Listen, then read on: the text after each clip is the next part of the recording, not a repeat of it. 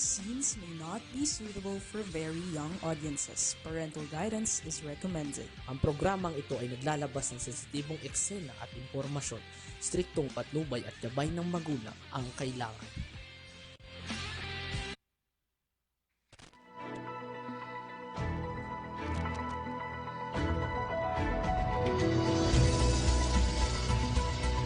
Magandang hapon po. Narito naman po tayo sa ating balitang halian. Medyo nahapon po ako ngayon, ano? Tingnan natin muna ating kakalsadahan dito sa ating Balintawak Toll Plaza. Boy, maganda pa, o diba? Maganda pa takbo. North and southbound ay okay na okay. Samantalang sa ating Mapulang Lupa, Valenzuela, passable pa rin po at lalong-lalo na ang Mindanao Toll Plaza. Sa hapon kaya, ganyan pa din. Sa May Kawayan, tingnan nyo, passable. Dan ganun din naman sa Bukawi Toll Plaza at San Fernando.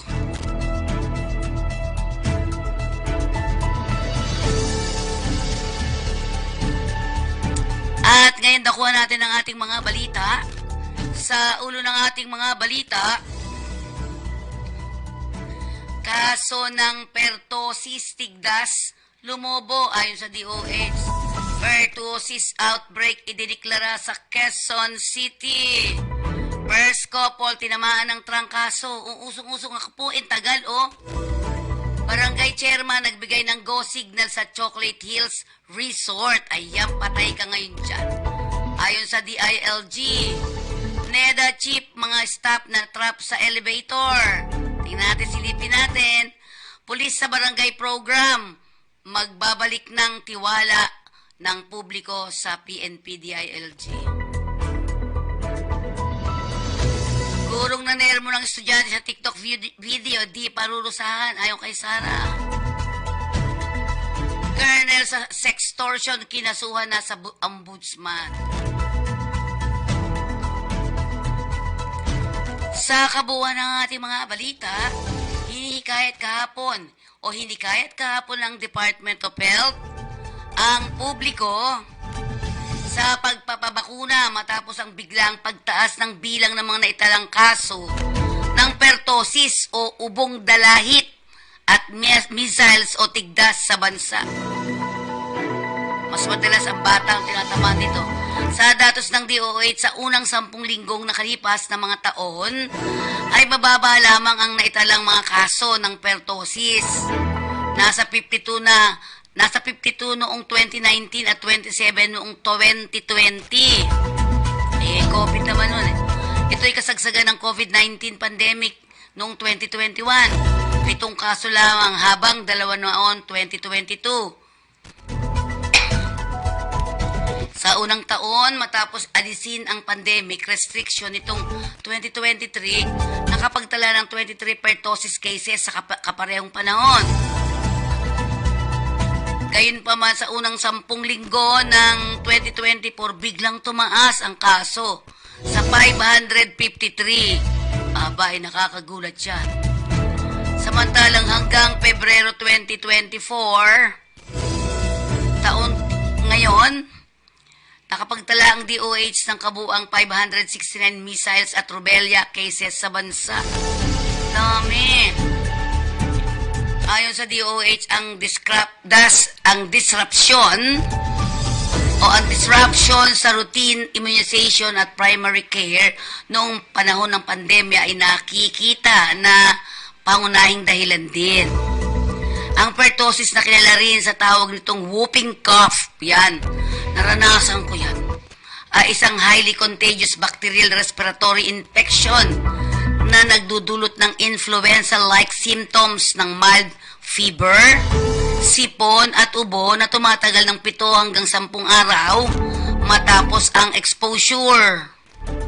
Ang pertussis ay maaaring gamutin ng antibiotics, ngunit pinakamahusay pa rin ang bakuna upang ito'y maiwasan. Samantala ang measles na naman o tigdas ay highly contagious din at madaling maihawa ang mga infected individual sa pamamagitan ng hangin, particular na sa pag-ubo at pagbahing. Kabilang sa mga sintomas ito ay ang mataas na lagnat, ubo, runny nose at body rash. Wala umanong special lunas o walang espesipikong lunas sa virus na nagdudulot ng measles, ngunit ang bakuna ang pinakamabisang proteksyon dito. So, magpabakuna na! Pinakilusan ni Quezon City Mayor Joy Belmonte ang iba't ibang departamento sa City Hall upang agad na matugunan at maresolba ang sakit na pertosis o whooping cough sa lungsod. Kasunod ang deklarasyon ng Quezon City LGU na pertosis outbreak matapos na sumipa sa 23 ang naitalang kaso sa lungsod kung saan 4 na ang nasawi. Ayon naman kay Quezon City Epidemiology and Surveillance Department Chief Dr. Rolly Cruz, kadalasan ang biktima ng sakit na ito'y lungsod ay ang mga sanggol na wala pang 6 na buwang gulang. Ani ang pagsirit ng kaso ng pertosis ay dulot ng kawalan ng bakuna ng mga sanggol. Sa kasalukuyan, 14 na barangay na ang apektado ng pertosis sa Quezon City, kung saan pinakamarami ang kaso ng Barangay Payatas B. Gayunpaman tiniyak ni Belmonte na walang dapat ikabahala ang residente dahil nakatutok na ang pamahalaang lungsod para agad na matugunan ang sitwasyon. Kabilang sa LGU ay ipinahigting ang surveillance at contact tracing para maiwasan ang pagkalat ng sakit. Plano na rin pamahalaan ng lungsod na bumili ng sariling pentavalent vaccine panlaban sa kumakalat na pertosis. Kaugnay nito, pinayuhan naman ng LGU ang mga residente na sundin ang tamang respiratory hygiene, lalo na kapag umuubo, at ugaliin pa rin tamang pag-iingat gaya ng regular na paghuhugas ng kamay. Para sa mga anak na may sanggol pa, iwasan mo nang dalhin ito sa matataong lugar. Hinikayat din ang mga sintomas ng ubo, agad magpakonsulta sa pinakamalapit na health center, magsuot ng face mask at huwag munang lumapit sa mga sanggol. First couple na tinamaan ng trangkaso. Kinansila na ang lahat ng appointment ni Pangulong Ferdinand Bongbong Marcos Jr. simula kahapon sa mga sumunod pa na araw.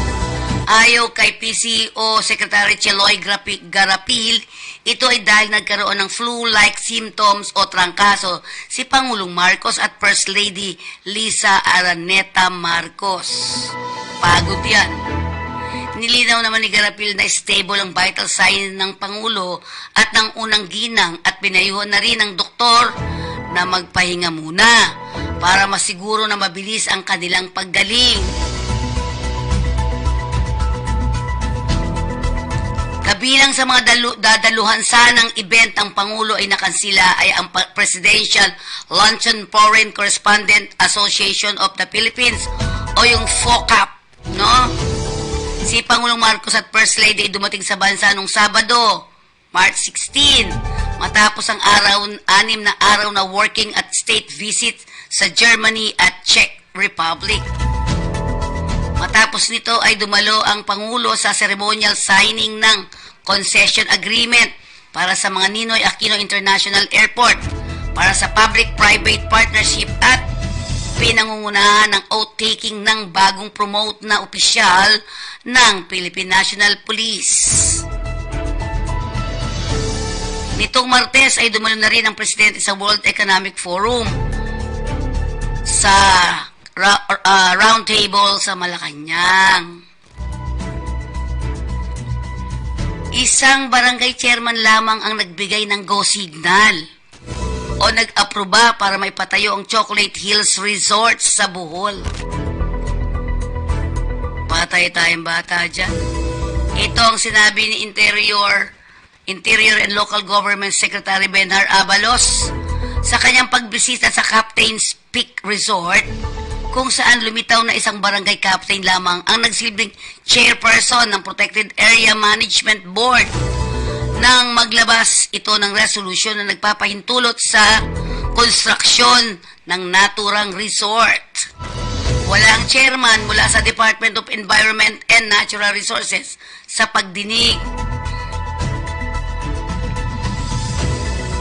Ayon naman kay Abalos, kasama sa organizational structure ang PAMB o PAMB, ang isang pinuno mula sa DENR, isang gobernador, 3 kinatawan ng distrito at 65 barangay kapitan at iba pang kinatawan mula sa iba't ibang ahensya. Dahil dito sinabi ni Abalos na titipunin niya ang mga PAMB sa mga rehiyon para makapacitate ang mga ito tulong ng DENR. Tama, dapat ganun. Samantala sinabi ni Abalos na inilista na niya ngayon ng DILG ang iba pang protektadong lugar sa bansa upang suriin kung may mga iligal na estruktura na rin ang itinayo sa mga lugar.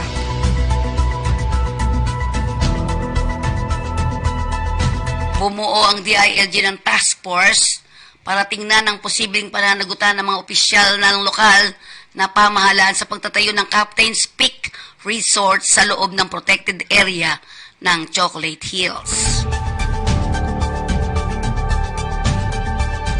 Samantala, halos 2 oras na natrap sa loob ng elevator ng isang 50 palapag o ika-50 palapag na gusali sa boundary ng Mandaluyong City at Pasig City sa National Economic Development Authority NEDA Secretary Arsenio Balisacan at ang kanyang staff kahapon. Napakadelikado rin. Patungo sana si Balisacan sa signing ceremony para sa implementing rules and regulation ng Public Partnership Code o yung Public-Private Partnership Code na maganap na ang insidente ng NEDA Central Office. Mismong si Balisacan ang nagbunyag ng insidente sa kanyang talumpati sa naturang signing ceremony. Aniya, ito ang longest drive of his life. Laki naman pasasalamat niya nang dahil sa ligtas silang nailabas ng mga rescuers mula sa pumalyang elevator. Ang PPP Code na bahagi ng Philippine Development Plan 2023 to 2028 ni Pangulong Ferdinand Marcos Jr. ay inilagdaan kahapon ng NEDA. Kasama ang Department of Budget and Management, kasama rin ang DILG, PPP o PPP Centers, Department of Finance, and mga pribadong sektor. Bago tayo magdire-diretso sa ating programa, magpaalala muna tayo, bali yung ating panahon. Balitang panahon muna tayo. Images, makikita natin na unti-unti ngang humihina itong hanging amihan at nakakapekto na lamang dito sa may bahagi na extreme northern Luzon na magdadala ng mahihinang pag-ulan, partikular na sa bahagi ng Batanes, kasama din yung Babuyan Islands. Samantala, sa nalalabing bahagi ng bansa, easterlies o yung hanging nagmumula sa karagat ng Pasipiko ang siya magdadala ng mga pulupulong pag-ulan, pagkilat, pagkulog. Malaki rin yung tsansa ng mga pag-ulan, partikular na sa may silangang Mindanao, dulot din ng easterlies.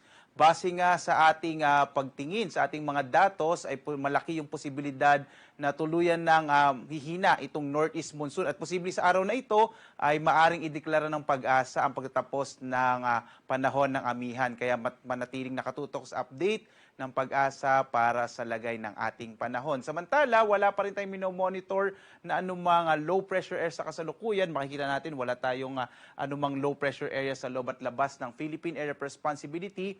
Maliit yung chance na magkaroon tayo ng bagyo hanggang sa susunod na linggo.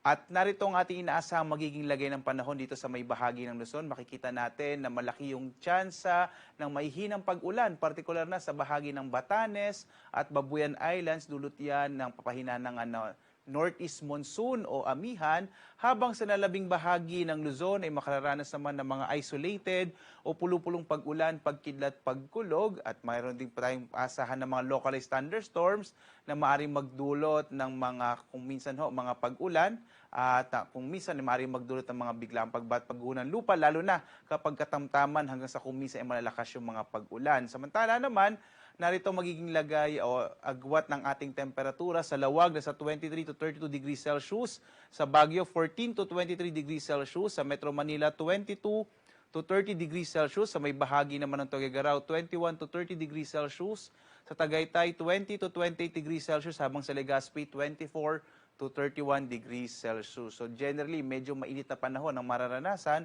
sa malaking bahagi ng Luzon. Dito naman sa may Palawan, Visayas at Mindanao, inaasahan din natin ng mga isolated o pulupulong pag-ulan, pagkilat pagkulog sa may bahagi ng Palawan. Sa Kalayaan Islands, ang agwat ng temperatura natin ay 26 to 32 degrees Celsius. Sa Puerto Princesa, 26 to 32 degrees Celsius. At dito naman sa may bahagi ng Kabisayan, inaasahan din natin ang generally fair weather pero posible ang mga pulupulong pag-ulan, pagkidlat, pagkulog. Agwat ang temperatura natin sa Iloilo, 26 to 32 degrees Celsius. Sa Cebu naman, 26 to 31 degrees Celsius. Habang sa may bahagi ng Tacloban, 25 to 32 degrees Celsius. Malaking bahagi rin ng Mindanao ay makararanas ng mga pag-ulan, partikular na dito sa may eastern section ng Mindanao, yung area ng Caraga, Davao Oriental, kasama din yung Davao de Oro. Yan ay dulot ng easterlies o yung hangin nagmumula sa karagatang Pasipiko. Ang lalabing bahagi ng Mindanao ay makararanas ng mga isolated o pulupulong pag-ulan, pagkidlat, pagkulog, dulot ng mga localized thunderstorms at may dala rin ito ng easterlies. Yung agwat nga ng temperatura natin sa Zamboanga, 24 to 35 degrees Celsius, sa Cagayan de Oro 25 to 31 degrees Celsius, habang sa Davao 25 to 33 degrees Celsius. Wala naman na tayong nakataas na anumang gale warnings, anumang bahagi ng ating bansa. Naglabas ho tayo ng final gale warning kanina. At inaasahan pa rin natin ang posibilidad ng katamtaman hanggang sa kung minsan ay malalakas na pag-alon, partikular na dito sa may extreme northern Luzon at sa may silangang bahagi ng ating bansa. Bagamat wala na tayong gale warning, mag-ingat pa rin lalong-lalo na yung maliit na sakyang pandagat at maliliit na mga bangka kapag pumapalaot sa mga baybay ng ating bansa. Narito naman ating inaasang magiging lagay ng panahon sa mga susunod na araw. Dito sa Luzon, partikular na sa Metro Manila, Baguio City at Legazpi, inaasahan natin generally fair weather hanggang ngayong weekend. So tamang-tama lalo na sa mga mag-uuwian sa nating mga kababayan. Agwat ang temperatura sa Kamaynilaan, nasa 23 to 32 degrees Celsius. Sa Baguio City, nasa 14 to 23 degrees Celsius. Habang sa Legazpi, 24 to 32 degrees Celsius. So may bahagi naman ng Kabisayaan, sa Metro Cebu, Iloilo, Tacloban, inaasahan din natin ang generally fair weather. Sa Tacloban, pagdating ng araw ng Lunes, posible ang maulap na kalangitan na may mga pag-ulan dulot naman ng easterlies. Agwat ang temperatura sa Metro Cebu, 25 to 32 degrees Celsius. Sa Iloilo City, nasa 26 to 32 degrees Celsius. Sa Tacloban naman, 25 to 32 degrees Celsius. At dito naman sa may bahagi ng Mindanao, inaasahan natin ang posibilidad ng generally fair weather, na may mga posibilidad din ng mga pulupulong pag-ulan, pagkidlat, pagkulog, dulot yan ng mga localized thunderstorms at ng easterlies. So agwat ang temperatura sa Metro Davao, 24 to 33 degrees Celsius. Sa Cagayan de Oro City naman, nasa 24 to 32 degrees Celsius. Zamboanga naman, nasa 23 to 35 degrees Celsius. Ang araw natin sisikat, mamayang 5:59 ng umaga at lulubog, ganap na 6:07 ng gabi. Sundan pa rin tayo sa iba't ibang mga social media platforms, sa X, Facebook at YouTube, at sa ating website, pag-asa.usd.gov.ph. Muli nakikita na nga natin na patuloy na ang paghina ng hanging amihan at posible sa araw na ito ay deklara ng Pag-asa ang pagtatapos ng Northeast Monsoon o amihan. Kaya patuloy na tumutok sa iba't iba nating mga social media platforms upang malaman natin ang update sa lagay ng ating panahon. At live na nagbibigay update mula dito sa Pag-asa Weather Forecasting Center, ako naman si Obet Badrina. Maghanda po tayo lagi para sa ligtas na Pilipinas. Maraming salamat po. Magandang umaga sa inyong lahat.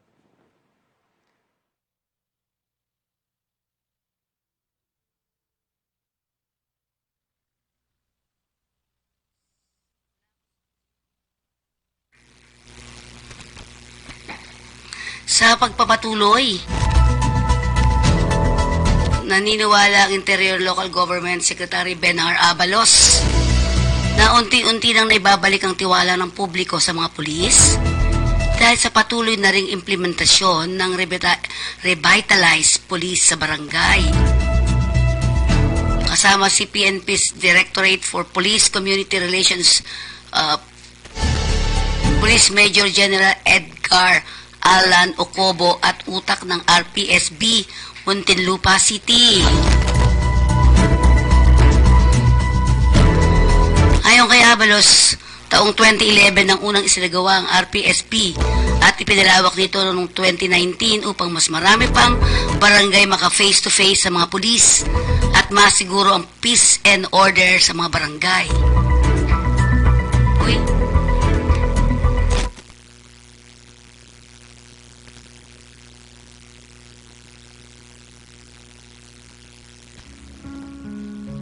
Sa magandang araw sa ating lahat, mga kababaihan, mga kapwa ko Pilipina, at sa ating mga minamahal na nanonood at taga-subaybay ng ating programang Kakampi Online.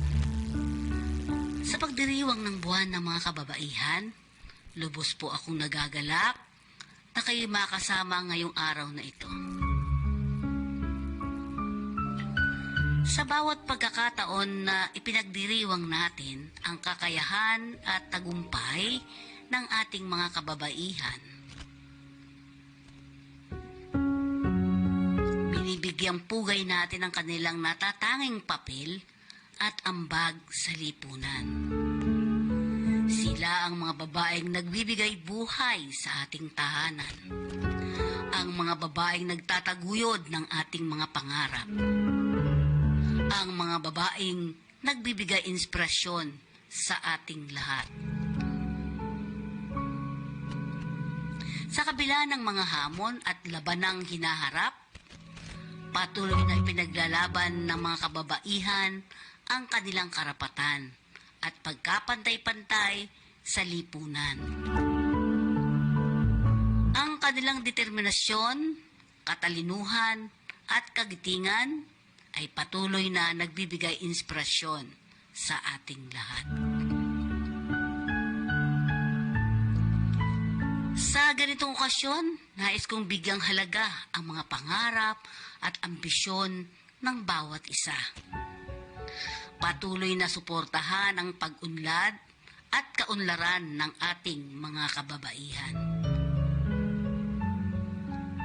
Kasama ninyo ako sa mga paniniwalang ang bawat babae ay may kakayahan at karapatan na magtagumpay sa anumang larangan na kanyang pinili.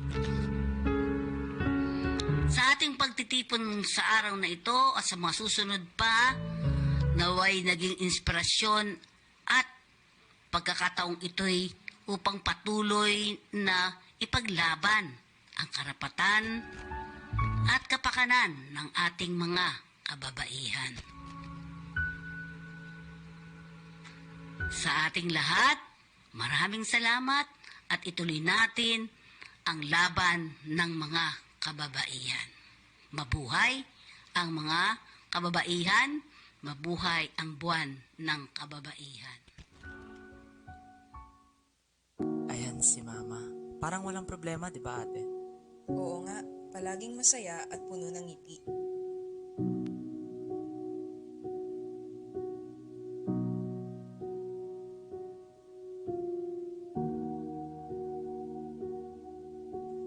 Pero ang hindi nila alam, Ay handa siyang gawin ng lahat.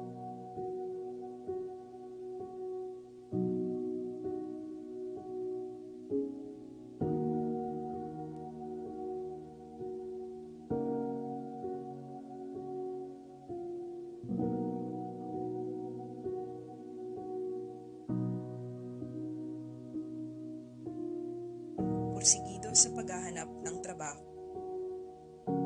Kahit lumapit sa patalim.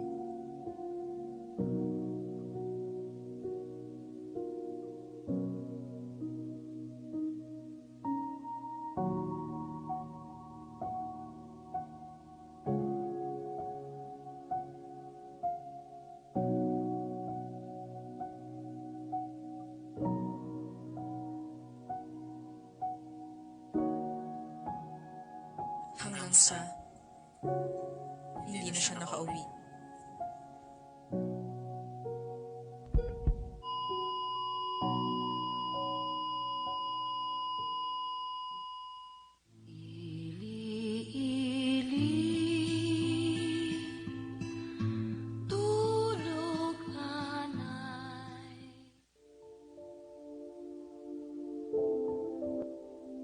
ang sino man ang may karapatan sa iyong katawan, sapagkat ito ang iyong kayamanan.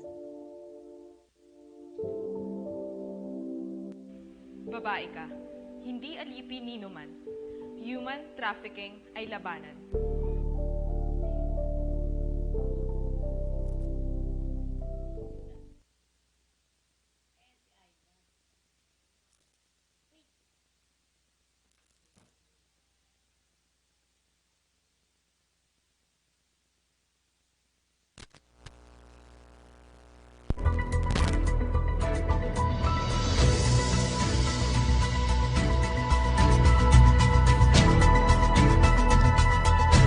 Sa ilan pa nating mga balita,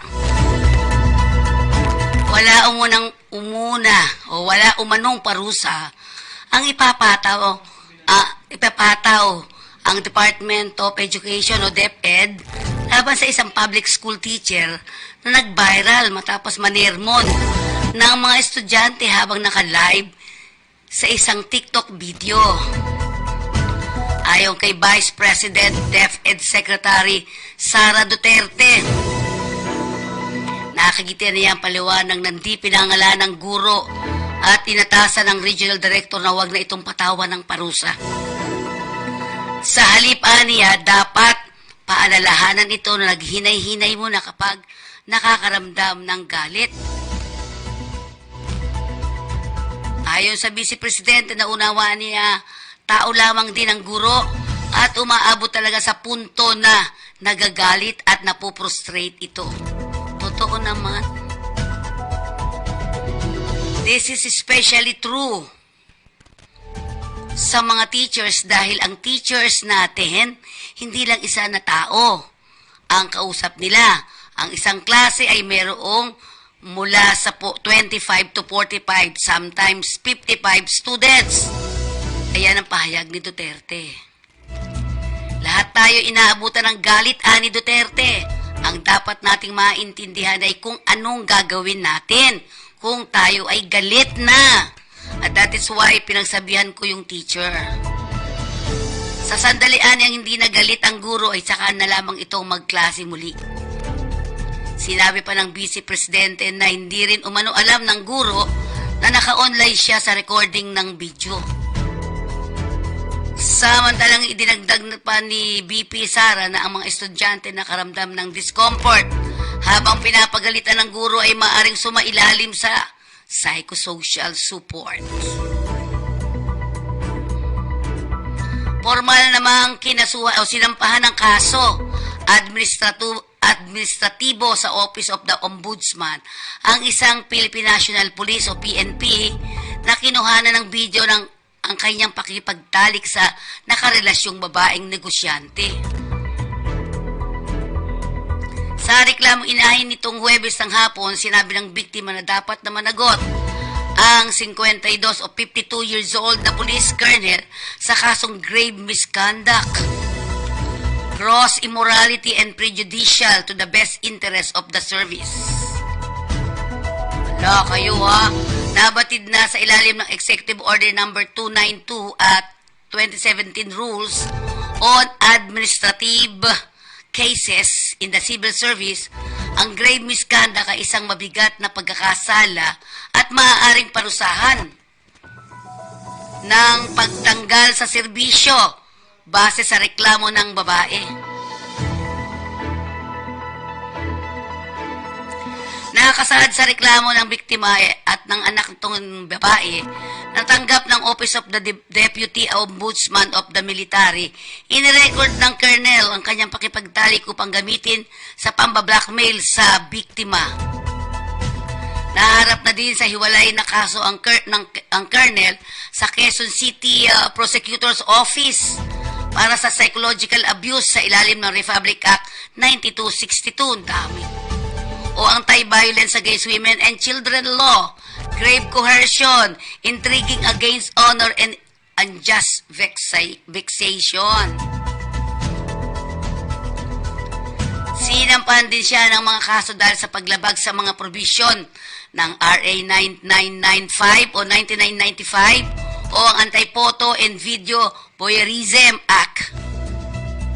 ang RA 11313, ang Safe Spaces Law, RA 10173 na kilala rin bilang Privacy Act, at RA 10175 o ang Cybercrime Prevention Law. Ang dami.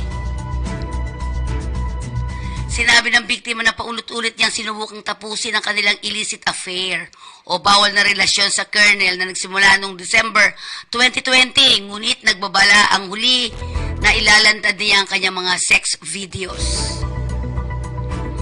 Yan ang ating mga balita sa araw na ito. Dito sa ating balitang halian. Ating mga trabaho, tingnan nga natin, ating mga trabaho patrol. Yan. Ito po, nangangailangan sa Brunei Darussalam. Yan, sa Jeridong International School. Ang kailangan nila ay head of the civil and building, swimming teacher coach. Yan. Salary offered, ayan po nandiyan, no? Equivalent ng $1,800 hanggang sa $2,600. Samantalang ang teacher, coach o swimming teacher ay nagkakahalaga ng $1,100 hanggang $1,800. Ayan. Next. Ano mga qualification responsible for the effective maintenance and development of the school building, grounds, utilities, vehicles, and machineries? Qualification, degree and above in related field. At least 5 years working experience. Other professional qualification. Ito naman sa kabila. Yung mga teacher. To cultivate the holistic JIS learner profile, which include communication, leadership, thinking, integration, active engagement, and resilience. Qualification minimum level 2 swimming coach award. ASA British Swimming or equivalent.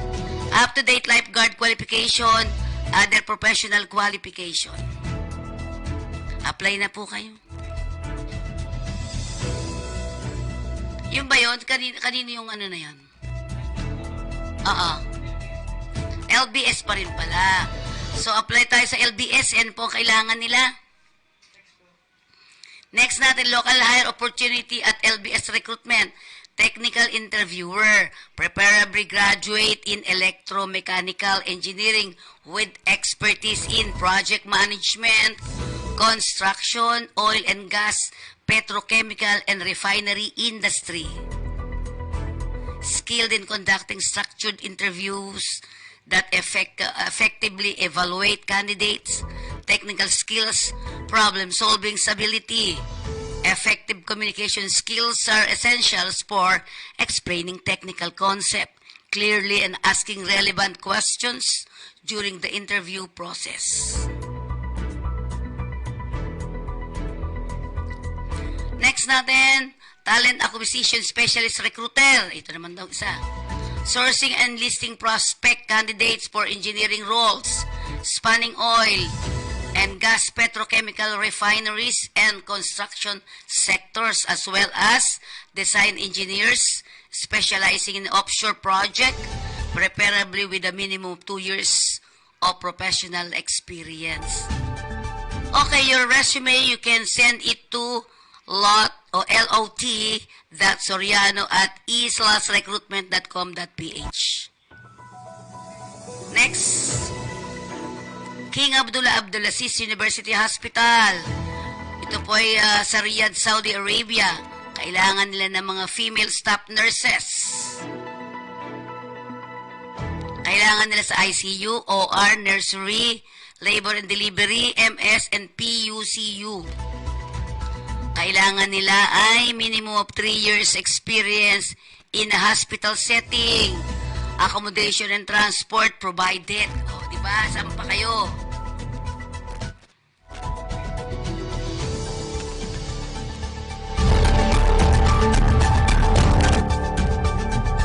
Next. So, mag-apply din pa rin kayo, apply on arms.lbsrecruitment.com.ph or send your updated CV to apply MSD at tama ba ko doon? recruitment.com.ph or you can go to number 610 Gochanco Building, TM Calao Street, corner MY Orosa Street, Ermita, Manila. Next, Brenzol, nangangailangan sila ng mga 100 on-call cleaners. Open for walk-in. Ito po ay sa Kingdom of Saudi Arabia, job opportunity ng Jawa Human Resources Company.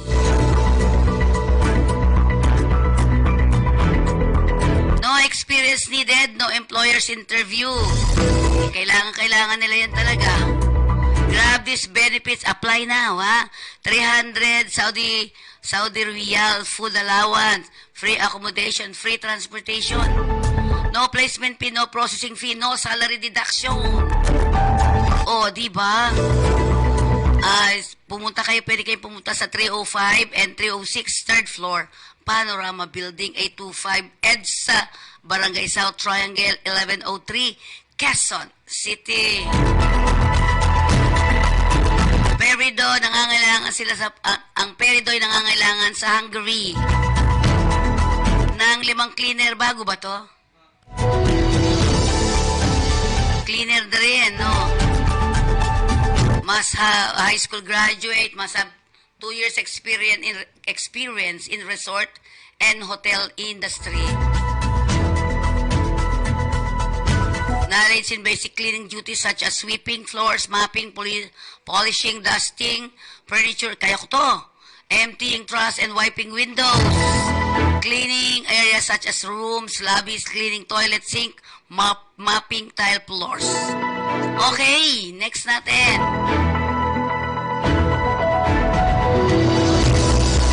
Knowledge in using different kinds of cleaning equipment. Monitoring and inspecting sanitary standard in assigned areas. Babae o lalaki, pwede po. Good in English communication. May taas na 160 cm. Okay. Next natin. Okay, gusto nyo pong, for other position, drop box is provided. Please send your updated resume to peridopor@slovenia@gmail.com. At ang subject nyo, anong posisyon na ina-applyan ninyo.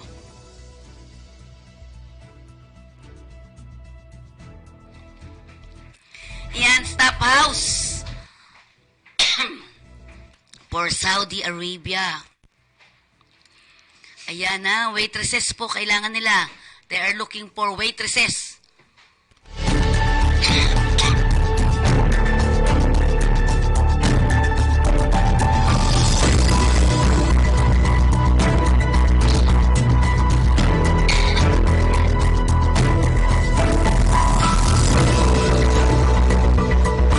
Ayan.